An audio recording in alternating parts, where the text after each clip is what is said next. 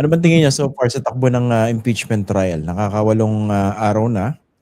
At kanina humarap si NBI Director Melvin Matibag. Medyo subdued yung mga Cayetanos, ha? Relatively. Si Alan Peter subdued kanina eh. Si Pia parang nagpipigil pero hindi talaga niya mapigilan yung sarili niya eh. Na maging sarcastic tsaka condescending, 'di ba? Binara pa nga si si Congresswoman Luistro, 'di ba? No, you can't. Bago manun pa eh. Taray eh. Well, baka may natimbrehan din sila. Don't go there. No? Pag ni-raise yung issue na yan, kung saan makakaabot yan. No? At hindi maganda dahil hindi naman yan ang topic sa impeachment. Yung yung sinabi nyo na hindi kayo may intimidate, ano naman kung may intimidate kayo o hindi, di ba? Senator judges kayo eh. At saka yung past 2 weeks, gulping-gulping na sila eh. Kung kahit wala silang circumspection, kahit wala silang self-awareness, siguro yung mga staff naman nila nagsasabi, bossing, no? Sagad na tayo sa lusak. Baka pwedeng ko naman konting distansya, no? Konting ko lang, no? Kaya baka may naganoon din sa kanila. Lalo na, baka sakaling may mga ebidensya eh. No? Baka sakali lang naman, no? Baka sakali may mga ebidensya, no? Na talaga madidiin sila, wag niyong pabilisin. Wag niyong pabilisin. Yang 6.79 billion na insertions na yan. Hindi naman dapat pinag-uusapan yan dyan eh. Diba? Yung more than 2.4 billion na napasok dyan sa PISGOC, NGO Foundation nyo. No? Tapos may chairman na umamin, hindi naman siya member ng board of directors. So, parang baka may saner minds na nagsabi sa kanila, wag niyong isagad yan, baka kung saan kayo pulutin. Diba? So, yun yung pwede. Pero yung kapatid kasi, hindi naman dawit eh. At least hindi pa. Yung kapatid, no, pwede. Pwede pa magingay in her condescending manner. No? Na hindi ginagawa ng mga kapwa-senador niya yung dapat nilang gawin. Kaso nung ipapaliwanag na niya, nakalimutan niya. Dahil hindi daw niya hawak yung notes. No? Yung notes na ginawa ng kanyang mga staff. Diba? Uminit yung ulo niya rin sa yung pagbanggit kay Arturo Las Cañas. Oo. Diba? Kitang-kita mo naman si Chel eh. Hindi kailangan ng notes. Stock knowledge. Hindi naman yan pinifeed ng kanyang mga abogado na staff. Diba? So, yun lang. Tingin ko yun yung nangyari kanina. Pero, baka ninenervyos na rin si Alan Peter. Dahil biro mo, yung kumanto sa kanya, si Ping Lacson, kanyan, no? Rottweiler yan. Pag nag-lockjaw yan, hindi ka bibitawan yan. Tapos meron naman niyang kahit papanong skills as an investigator. Ikalawa, mukhang ayon sa chismis, kasama pa yung kanyang kapatid na dating mayor na tumutulong kay Ping Lacson. Grabe naman. At ikatlo, inaway na rin niya yung sekretary ng DPWH. Siyempre, hawak niya yung mga dokumento. Magkano ba dapat yan, no? Ano ba yung 70 projects na yan sa Taguig? No? Yung dalawa hindi na implement. Natik sa 75 billion, no? So, ano ba yan? Yung tatlong kombinasyon na yan, baka hindi masyado maganda para sa kanyang kinabukasan. No? Sa kanyang kinabukasan. Kaya, ganun lang. So, kinakabahan na si Alan Peter. Ibig sabihin, mababawasan na yung Facebook Live niya? Ibig sabihin, makakapag-akita siya? Baka bawasan mo yung kanyang balbas tsaka bigote. Dahil hindi umubra. Ganda-ganda pa nakatrim ng balbas niya. Napansin ba nyo? Nilalagyan ba niya ng tina yung balbas niya? Akala ko filter. Yung pala, parang tina, no? Parang tina. Kasi nung unang araw, tumutubo yung balbas niya, may puti. Expected naman yun eh. Hindi naman bata si Alan Peter Cayetano eh. Pero itong lately, ba't itim na itim eh? Titina ng balbas. Ayun pa. Mas maganda sana yung counting puti, counting gray, di ba? Yung pero kagalang-galang. Pero kung sa pagpapanggap, talagang gagawin mo talagang maitim na maitim, di ba? Kung sanay ka sa pagpapanggap, no? At saka talagang gusto mong magmukhang TNL, di ba? Lagyan mo ng kwan. Okay. Oo. Ayaw mo ng microblading? Katulad ng isang senador, microblading na kilay. Sino yun? Sino yun? Parang hindi ko kilala. Madalas ba nating mapakinggan ngayon yon sa Senate impeachment trial? Siyempre. Parang. Okay. Pero so far naman, Barry? So far naman. Ano? Grudgingly, so far naman, okay naman siya, di ba? Okay naman. Pero kumusta yung kaso sa kanya? Wala na, no? Parang... Hindi pwede mawala yung kaso. Di ba? Hindi pwede mawala. Sobra naman yun, mawawala yung kaso. No? Hindi kasi ako nagwo-worry ako para kay mahal na Pangulong Bongbong Marcos kasi sa Lunes na yung SONA. Ano kayo papakita niya? Nakasuhan. Baka ang sasabihin niya sa SONA, sana, no? Sana napakulong ko to. Sana nagawa ko itong mga priority bills na ito na pinprioritize ko. Sana, no? Sana na-pump prime ko yung economy para hindi kanyang kataas ang inflation.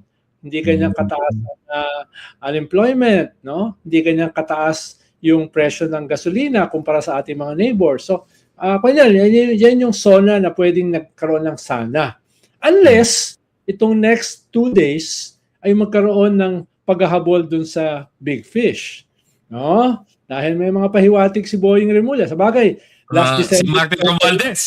Diba? Malay mo, may 2 araw pa 3 araw pa. Malay mo, may habol. Diba? Dahil, anong sasabihin mo sa SONA? Puro sana. Diba? Sasabihin niya, sana nahiya ako at hindi ko na lang sinabi yung hamon. In fairness kay Senator Cheese, no? So far, so good yung handling niya and is being fair, no? Sa handling. Liberal, up to a certain extent, no? Oo. Nga lang, nagputok na yung budget. Pag ginawa ng decision, di ba? Kahit yung minority, hindi naman masyadong kine-question dahil pinayagan sila Di ba? Doon sa gawa sila ng letter. Bari, ano ba purpose ng letter na yan? Ano ba ito yung manifestation yung nag-object nila? Anong purpose ng meron akong 2 bagay nga na hindi maintindihan sa impeachment trial na ito. Isa yung ganyan.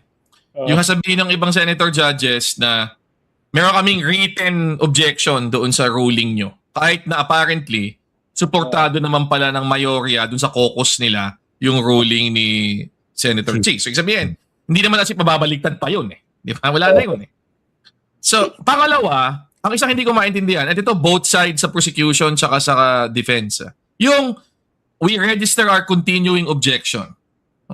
Sa ordinaryong korte, ang value ng registering ay continuing objection ay i-raise mo yon as an issue pag inappeal mo yung decision. Diba? Natalo ka Ngayon, pag sa appellate court, sasabihin mo na, nag-raise nga kami ng continuing objection Diba? Kumbaga, registered yung aming protest. Pero dito, point? Wala namang appeal Diba? Yan na yan So, hindi ko alam kung, dalawa lang explanation yun. It's either, nasanay lang sila na gawin yun.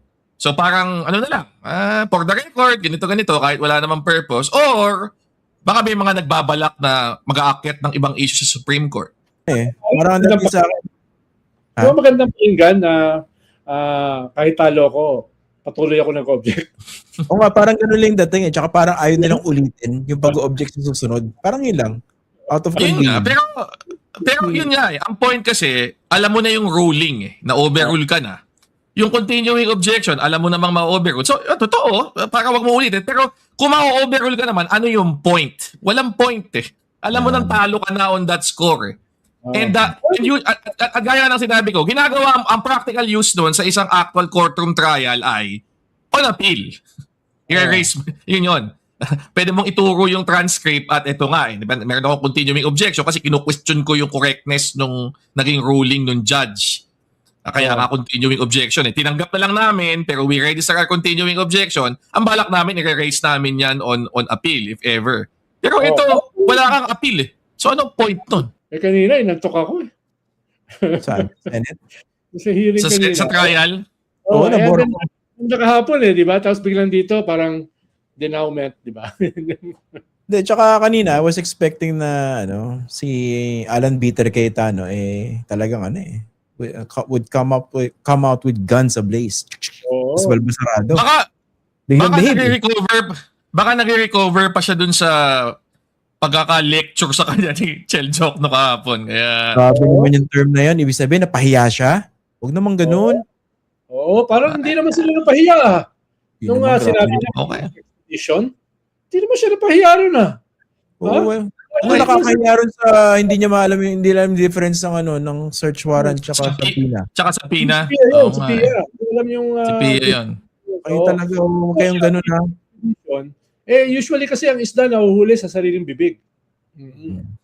Pag may balbas, mahuhuli rin. Ha? Oo. Pag may isda may balbas, mas madali bang mahuli? Sobrang galing.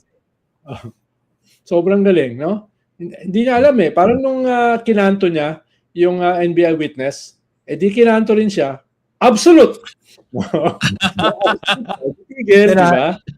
Medyo na-amaze lang ako kasi parang, ito naman personal observation ko kasi dahil kakaunti yung mga abogado dyan sa ayoko namang sabihin na parang in the kingdom of the blind, the one-eyed man is king. Hindi ko po sinasabi yun Pero dahil hindi ko ganun karami mga abogado dyan sa Senado, parang madali magbida-bida dun sa mga tingin ng sarili na napakagagaling. Hindi ko sinasabi si PA yun, tsaka si Alan Peter Cayetano. Wala talaga akong pinapahiwatig at all. Ako sinasabi ko. Oo. Pero ang dating sa akin kahapon, nung bumanat na ng Stonehill itong si Teacher Pia, feeling ko parang may dating intimidate Stonehill baka nagkaroon Stonehill. Sino si Stonehill? Hindi mo ba alam? Ang problema, kausap niya din ng law school Tsaka ako naman. Yung apelyido ng abogado na pumatay kay Harry Stonehill, di ba? Si Pia Cayetano, hindi ko maintindihan bakit proud siya sa Stonehill versus Jokno. Stonehill versus Jokno, tinuturo yan freshman law school. Isa yan sa mga pinaka-basic cases sa Bill of Rights, criminal law, etc. Gusto niya kasi parang feeling ko, pero natatawa ako, kung magsalita siya, parang bago lang nang na-discover tong kasong to. Diba? Parang, di ba nyo alam tong desisyon na ito? Ganito. Tapos, tatanungin mo si Chel Jokno tungkol doon. Isang human rights lawyer. na bukod pa doon sa tatay niya yung si Secretary Jokno na nakapangalan sa kasong yun. I'm sure sa kanilang bahay dati, nakakwento sa kanila yan. At saka buong buhay niya, nagpa-practice siya. Buong buhay niya, nagpa-practice siya. Hindi katulad ng ibang mga senador na lawyer na practicing politicians. Hindi practice. Parang pumili ka naman ng papatulan mo ng ganun. Ilang ang ibig sabihin ko. Diba? Parang si Alan Peter fishing expedition, ganun siya. Hindi, gusto ko yun na-lecturean si Alan dun sa sa Balya. As far as I understand, hindi role ng Senate to review yung findings ng House. Clincher yun Si kasi si Alan Cayetano, kitang-kita mo yung intellectual dishonesty Yung parang nagpapag-objective, pero alam mo, dinadala niya rin sa lumang argumento ng Duterte camp di ba? Questionin yung proseso sa House, questionin yung attachments na wala raw, ganyan-ganyan. Nakalimutan niya din yung kausap niya. Ang isang lang ako ay natuwa ako. Di ba? Nabigyan tayo ng glimpse of what can be sa Senate. Kung mga tao tulad ni Chel Jokno ang nakaupo. Di ba? Maayos na usapan, may laman, hindi mayabang, may matututunan ka kapag nagsalita. Sana mas madami tayong senador na gano'n. Ay. Ang contrast kasi si Chel Jokno chill na chill. Yung dalawa, agitated na agitated. Pero si Pia, hindi ko na-realize na gusto pala niyang nagtuturo talaga, di ba? Sabi niya kahapon, di ba? Parang hindi siya lawyer, teacher siya, ganyan-ganyan. So, parang dating, kayo lahat bobo. Sisimplihan natin yung usapan. So, gagamitin natin yung Stonehill na para bang nakadiscover lang kayo ng apoy. Tapos, paliwanag ko sa inyo. Ayun. Oh, parang si Alan Peter, parang siyang God's gift to the impeachment court. Nung sinabi niya, yung AMLAC, yung nilabas ng AMLAC na billions na dumaan sa bank account are hindi proof ng unexplained wealth. Oops! So, pumasok na si Chel. Kanya nga, bank transactions ang ating pabubuksan. Dahil iba yung AMLAC, no? Iba tong pag-lift ng bank secrecy laws. Ito, makikita natin, actual bank transactions. So, di ba? Malumanay, pinapaliwanag sa kanya yung kanyang kapalpakan dun sa kanyang hirit. No? Pero hindi pa rin humbled no? Hindi pa rin humbled, no? Pero hindi pa tapos si Melvin Matibag, no? Bukas pa no? Meron pang itutuloy na cross. Talagang pinapahaba yung grave threats. Ayun. Parang immaterial na yung mga pinag-uusapan pero ang dating nga sa akin kanina, yung cross was not so concerned with actually impeaching yung kanyang testimony. Pero parang gusto na magpumuntos para sa mga reels. Alam mo ba yun? Yung parang diba? Halimbawa, magandang example yun nga, yung binanggit mo, Ian, di ba? Yung ni-raise bigla yung trust rating. Basically yung tanong niya, paano magiging betrayal of public trust kung mataas ang trust rating niya? Abogado ka ba, sir? Ano klaseng tanong yan? Pero baka naman, ang iniisip ko, baka naman para sa reels yun. Di ba? Parang yun ang kukunin nila, tapos score ang depensa. Di ba? Yan yung ganyan tipo, di ba?